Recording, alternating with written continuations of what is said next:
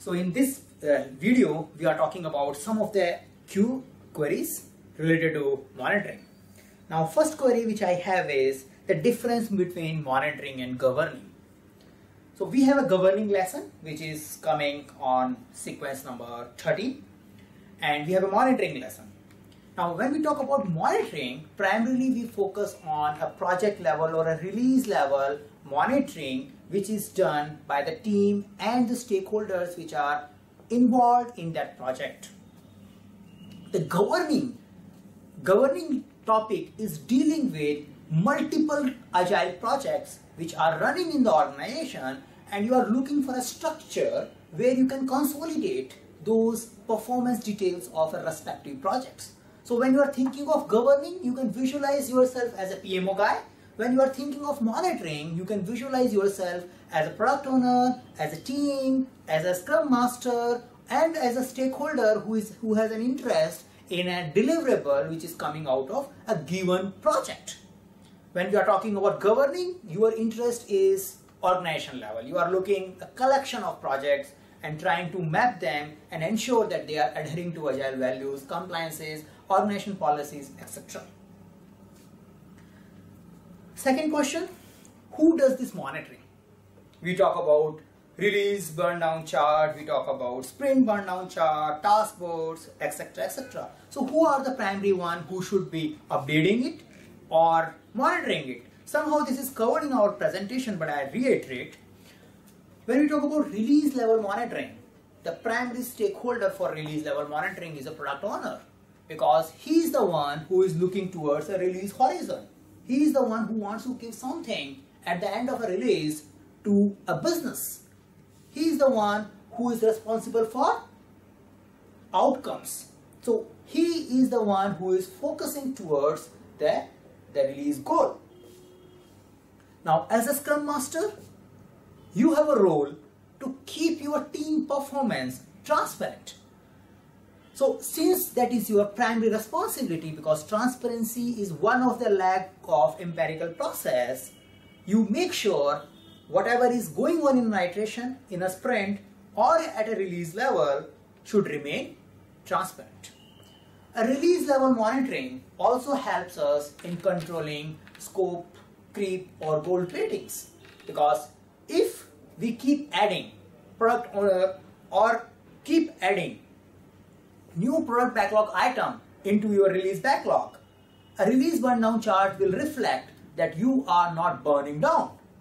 And by looking at the release burn down chart, any stakeholder can see that yes, there is a risk of deferring or not meeting the release expectation in a given time frame.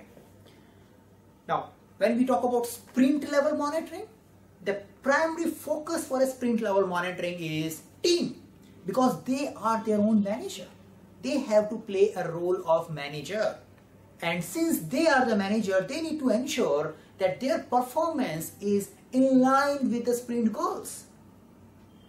So sprint daily scrum meeting which we do is also a part of monitoring and a planning activity, where we look how well we are progressing towards our sprint goals, sprint commitments.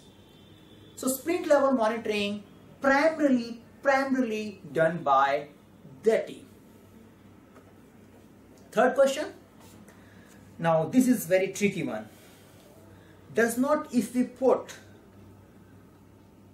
like, is it okay to allow team members changing sprint level estimates? Now this is something which is coming as a mixture of planning and monitoring problem. We talk about that whenever a team member discover a given sprint backlog item needs more amount of hours, he should be updating the remaining hours. Now look, like if we have a say few elements, and say on our initial stages we have estimated some hours against these sprint backlog activities. Now as we discover more, we can update it. So if I say that now after exploring for a day 1, I want 10 more hours, we recommend the team member should update it and put remaining hours 10. Now some of you may think that if this happens, where is the control? A team member can always keep updating this and we will never meet this goal. It is a given target for the team member. Now we need to get out of that thought process. It is not a target for a team member. Team member has estimated it on the basis of visibility he had on the day 0 or day 1 when we were doing a sprint planning meeting. As his visibility is increasing, he is showing, exposing that information to rest of the stakeholders, to rest of the team members, so everybody can take a wise decision to achieve the sprint goals. As some senior developer, some senior member may look at that it is taking more time and he may put his contribution in order to finish that work. Now it is not looked as somebody has given a target of 8 hours and we are extending his target hours. In Agile, we need to first work with an assumption that our team members are self-motivated and they are doing their best to finish the work in a minimum possible time. But after doing all this, if they feel it will take more time, better to let them write it. Let them show it in a form of a burn-up which can come initially or whenever that, okay, our initial estimate was 170 ideal hours. Now after finishing a day 2, we are at 190 ideal hours. Better to know this rather than not letting him update.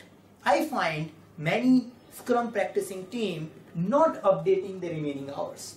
And if you don't update the remaining hours, you never see a burn up in your sprint burn down chart.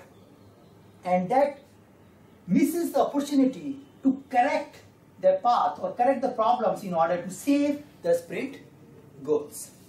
So these were the few frequently asked questions in our monitoring lesson.